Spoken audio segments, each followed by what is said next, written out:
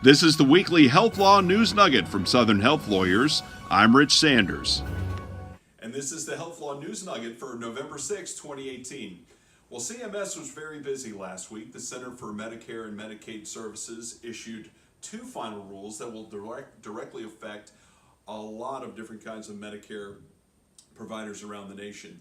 On November 1st, CMS finalized the physician fee schedule for fiscal year 2019, so the next 12 months starting October 1st of this year.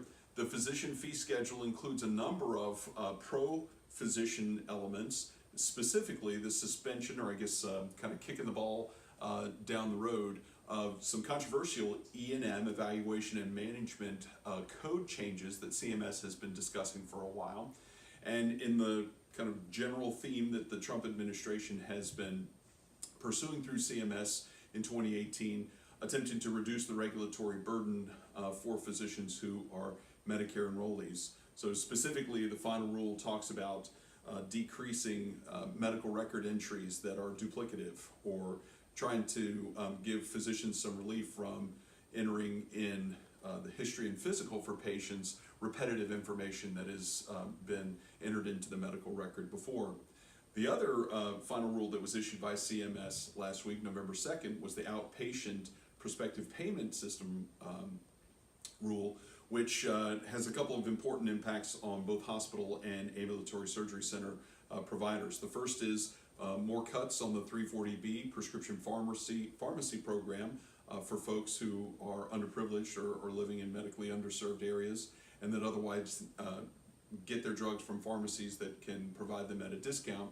The second is the continuation of the site neutrality policy that CMS adopted a couple of years ago, basically trying to even out the cost that Medicare pays to hospitals and ambulatory surgery centers for certain types of clinical surgery services, so that there's not such a distinction in payment.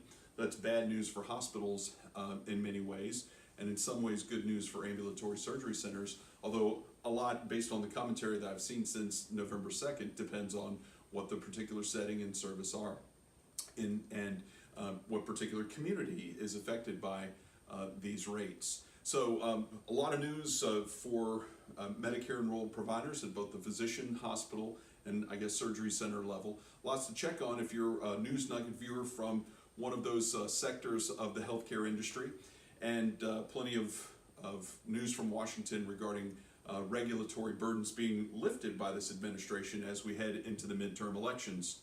So we'll be talking about the midterm elections in next week's News Nugget. In the meantime, hope you all have a great week. I'm Rich Sanders with Southern Health Lawyers. Thanks for watching.